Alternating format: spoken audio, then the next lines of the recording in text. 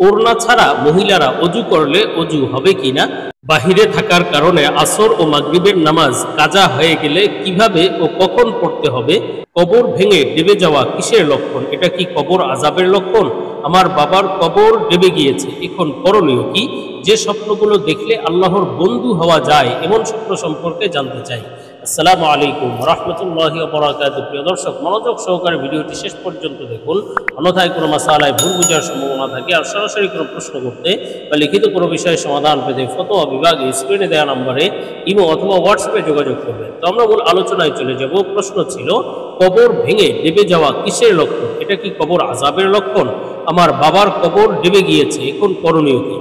দেখুন, এটা অনেক সময় হয় যে কবর ভেঙে নিচের দিকে দেবে যায়, এটা আসলে কবর আযাবের লক্ষণ আপনি এটা বলতে পারবেন না, এই ধারণা করা উচিত হবে না। কেননা কবর আযাবের সাথে আর কবর ভেঙে ডেবে যাওয়ার সাথে সম্পর্ক নেই। কবরে আযাব যদি হয়ে থাকে, কবর আযাব সত্য অবশ্যই, কিন্তু কবর আযাবের সম্পর্কটা হলো রুহানি ভাবে, রুহানি সম্পর্ক। এটা যে কবরের ভিতর আযাব হলে যে কবর ভেঙে ডেবে যাবে আযাবের প্রভাবে, বিষয়টি এমন নয়।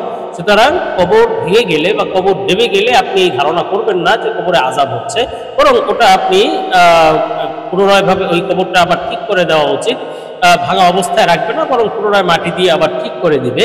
আমরা পরবর্তী প্রশ্নের জবাবে চলে যাই। এই প্রশ্ন ছিল, যে স্বপ্নগুলো দেখলে আল্লাহর বন্ধু হওয়া যায় এমন স্বপ্ন সম্পর্কে জানতে চাই। দেখুন, আল্লাহর বন্ধুত্ব লাভের স্বপ্ন আসলে আল্লাহ তাআলার পক্ষ থেকে বান্দাদের জন্য হাদিয়া স্বরূপ। আল্লাহ তাআলা স্বপ্নের মাধ্যমে বান্দাকে বিভিন্ন সময় বিভিন্ন বার্তা দিয়ে থাকেন, সুসংবাদের বার্তা বা সতর্ক বার্তা। আল্লাহ তাআলা যে স্বপ্নগুলো দেখান সেগুলো কিন্তু অবশ্যই সত্য ও সহি স্বপ্ন, এবং তার সত্য ও সহি ব্যাখ্যা রয়েছে। তো প্রশ্নের ভিত্তিতে যে স্বপ্নগুলো দেখলে আল্লাহর বন্ধু হওয়ার আলামত, এ সম্পর্কে আলোচনা করব নির্ভরযোগ্য স্বপ্নের ব্যাখ্যার কিতাব আল্লামা ইমাম মুহাম্মদ ইবনে সিরিন রাহমাতুল্লাহ আলাইহির তাবিরুর রুইয়া কিতাব থেকে।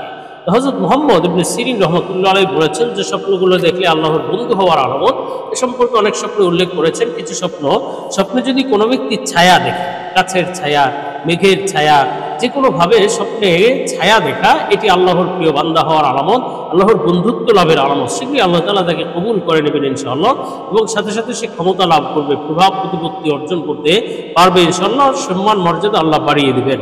আর যদি কেউ দেয়ালের ছায়া দেখে, কোনো বাড়ির ছায়া, বাড়ির দেয়ালের ছায়া, এই ধরনের স্বপ্ন দেখলে বুঝতে হবে বুজুর্গ আল্লাহওয়ালা ব্যক্তির সাথে তার সংশ্লিষ্টতা আসবে, হয়তো আল্লাহওয়ালা ব্যক্তির সাথে তার বন্ধুত্ব হবে, যে কোনোভাবে আল্লাহওয়ালা বুজুর্গ ব্যক্তির সাথে তার সম্পর্ক তৈরি হবে ইনশাআল্লাহ। তবে যদি কেউ ফলহীন গাছের ছায়া দেখে, ফলদার গাছের ছায়া দেখলে এটি আল্লাহর প্রিয় বান্দা হওয়ার আলামত। কিন্তু যদি ফলহীন, যেই গাছে ফল নেই এমন গাছের ছায়া দেখা, এটি সতর্কবার্তা, ফিতনা ফাসাদে জড়িয়ে পড়ার সম্ভাবনা আছে, কোনো অভাব অনটন অথবা বিপদ আপদ জীবনে আসতে পারে, সতর্কবার্তার বিষয়। আর ইব্রাহিম কিরমানি রহমতুল্লাহ আলাইহি বলেছেন, স্বপ্নের সাধারণ অবস্থায় ছায়া দেখা তো ভালো আলামত, কিন্তু যদি কেউ ছায়ার নিচে বসা দেখে, যে সে ছায়ার নিচে বসা আছে, তাহলে বুঝতে হবে এটি মৃত্যু নিকটবর্তী মনে করতে হবে, মৃত্যু কাছে চলে এসেছে, তাকে সতর্ক করা হচ্ছে। আর ইমাম জাফর সাদেক রহমতুল্লাহ আলাইহি বলেছেন, স্বপ্নে যদি কেউ ছায়া দেখে, এই স্বপ্নের মোট 5টি ব্যাখ্যা আছে। একটি হলো আল্লাহর প্রিয় বান্দা হওয়ার আলামত, আল্লাহর বন্ধুত্ব লাভ বা বুজুর্গি লাভের আলামত। আরেকটি ব্যাখ্যা হলো এটি অর্থ সম্পদ লাভের আলামত, প্রভাব প্রতিপত্তি ক্ষমতা লাভের আলামত। আরেকটি হলো সে কল্যাণ বা মুনাফা লাভ করবে, ব্যবসায় বা চাকরিতে সে লাভবান হতে পারবে ইনশাআল্লাহ। তেমনিভাবে স্বপ্নে যদি কেউ চেহারা দেখে, যে তার চেহারা উজ্জ্বল চমকাচ্ছে স্বপ্নের মধ্যে, এমন স্বপ্ন দেখলেও আল্লাহর প্রিয় বান্দা হওয়ার আলামত, আল্লাহ তাআলা তাকে কবুল করে নেবেন ইনশাআল্লাহ। আর যদি এর বিপরীত দেখে চেহারা কুৎসিত কালো, তাহলে বুঝতে হবে সতর্কবার্তা, কোনো আযাব গজব বিপদ আপদ আসার আলামত, সতর্ক করা হচ্ছে। আমরা পরবর্তী প্রশ্নের জবাবে চলে যাব। প্রশ্ন ছিল, বাহিরে থাকার কারণে আসর ও মাগরিবের নামাজ কাজা হলে কিভাবে ও কখন পড়তে হয়। দেখুন, আপনার বাহিরে থাকার কারণে নামাজ কেন কাজা হয়? বাহিরে থাকলে কি নামাজ পড়া যায় না? বা বাহিরে কি মসজিদ নেই? অনেকে আছে গাড়িতে থাকলে নামাজ পড়ে না। কেন ভাই? গাড়ি থামিয়ে আপনার নামাজ পড়তে হবে। গাড়িতে আছেন, সেজন্য আপনি নামাজ পড়বেন না, গাড়ি থেকে নেমে যান, নামাজের সময় হয়ে গিয়েছে অথবা নামাজের সময় শেষ হয়ে যাচ্ছে, গাড়িতে নেমে যান। গাড়ি থেকে নেমে গিয়ে তারপরে আপনি নামাজ আদায় করে এরপরে আবার গাড়িতে উঠুন। যদি দূরপাল্লার বাস হয়, তাহলে আপনি এমন গাড়িতেই ওঠার চেষ্টা করবেন যেই গাড়িতে নামাজের বিরতি নেই। অনেক কোম্পানির বাস আছে যে বা গাড়ি আছে যেই গাড়িতে নামাজের বিরতি দিয়ে থাকে, আপনি সেই গাড়িতে যাতায়াত করবেন। অন্যথায় আপনি ড্রাইভারকে বলুন যে সে যেন গাড়ি থামায়, আপনি যেন নামাজ আদায় করতে পারেন, এভাবে ড্রাইভারকে বলতে হবে। একেবারে যদি নিরুপায় হন, তাহলে গাড়িতে বসে আপনার ওযু যদি থাকে, তাহলে গাড়িতে বসেই আপনি কিবলা ঠিক রেখে তারপরে সিটের উপরে হোক অথবা যে কোনোভাবে সম্ভব হয় আপনি নামাজ আদায় করেন।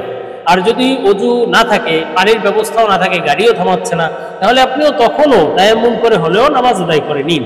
এভাবে নামাজ আদায় করতে হবে। হ্যাঁ, যদি আপনি রুকু সিজদা করতে পারছেন না, কিবলার দিকে ফেরাও সম্ভব না, তাহলে আপনি যেরকম সম্ভব সেভাবে নামাজ পড়ুন।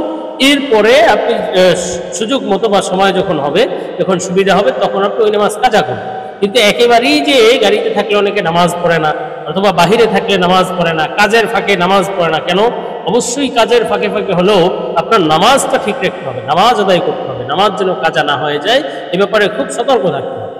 হ্যাঁ, বিশেষ কোনো কারণে একেবারে আপনি কোনো উপায়ই করতে পারেননি, পড়তেই পারেননি, হ্যাঁ, আপনি প্রশ্ন করেছেন যে আসর এবং মাগরিবের নামাজ কাজা হয়ে গিয়েছে, তো কখন এবং কিভাবে পড়বেন? দেখুন, আসরের নামাজ কাজা হলে তো আপনি আসর এবং মাগরিবের নামাজ কাজা হয়ে গেলে এরপরে এশার নামাজ আছে, তো এশার নামাজের আগে যদি সুযোগ হয় তাহলে আপনি আগে আসরের নামাজ পড়বেন, এরপরে মাগরিবের নামাজ পড়বেন, এরপরে এশার নামাজ আদায় করবেন। এক্ষেত্রে একটি জরুরি মাসাইল হলো, আপনি যদি সাহেবে তরতিব হন, দুইটা সূরাত, একটা হলো সাহেবে তরতিব হলে এক সূরাত, আর একটা হলো সাহেবে তরতিব না হলে আর এক সূরাত। সাহেবে তরতিব বলা হয় ওই সমস্ত ব্যক্তিদেরকে যাদের সারা জীবন মিলিয়ে, বালেগ হওয়ার পর থেকে সারা জীবন মিলিয়ে 6 ওয়াক্ত বা তার চেয়ে বেশি কাজা নেই, বরং তার চেয়ে কম কাজা আছে, 2 ওয়াক্ত 4 ওয়াক্ত কাজা আছে, অথবা কাজা নেই। এই সমস্ত ব্যক্তিদেরকে সাহেবে তরতিব বলা হয়। তো এদের জন্য আগে যেই নামাজ কাজা হয়ে গিয়েছে ওই নামাজ আগে পড়তে হবে, এরপরে ওয়াক্তি নামাজ পরে পড়তে হবে। তো সেক্ষেত্রে আপনি আগে আসরের নামাজ পড়বেন, এরপরে মাগরিব পড়বেন, এরপরে আপনি এশার নামাজ আদায় করবেন। আর যদি আপনি সাহেবে তরতিব না হন, অর্থাৎ আপনার 6 ওয়াক্ত বা তার চেয়ে বেশি কাজা আছে, তাহলে আপনার জন্য করণীয় হলো আপনি যে কোনো নামাজ আগে পড়তে পারেন। আগে কাজা নামাজ পড়তে পারেন, এরপরে ওয়াক্তি নামাজ পড়তে পারেন। সেক্ষেত্রে এশার নামাজ আগে পড়তে পারেন, এরপরে কাজা নামাজ পড়লেন, অথবা কাজা আগে পড়লেন, এশার নামাজ পড়ে পড়লেন, জামাতের সুযোগ অনুযায়ী, অর্থাৎ জামাত আগে আদায় করবেন, এরপরে আপনি ওই কাজা নামাজগুলো আদায় করবেন। এভাবে আপনি করতে পারেন। আর কাজা নামাজের নিয়ম অন্যান্য নামাজের মতো, যদি জামাতে কাজা হয়, কাজা নামাজ জামাতে পড়া যায়। যেই নামাজ কাজা হয়েছে ওই নামাজ আদায় করলে যেভাবে পড়তে হয়, কাজা নামাজ সেই একই পদ্ধতিতে পড়তে হয়। আমরা পরবর্তী প্রশ্নের জবাবে চলে যাব। প্রশ্ন ছিল, ওড়না ছাড়া মহিলারা অজু করলে অজু হবে কিনা? দেখুন, ওড়না ছাড়া অজু করলে অজু হবে কিনা, আসলে ওড়নার জরুরত হলো পর্দার জন্য।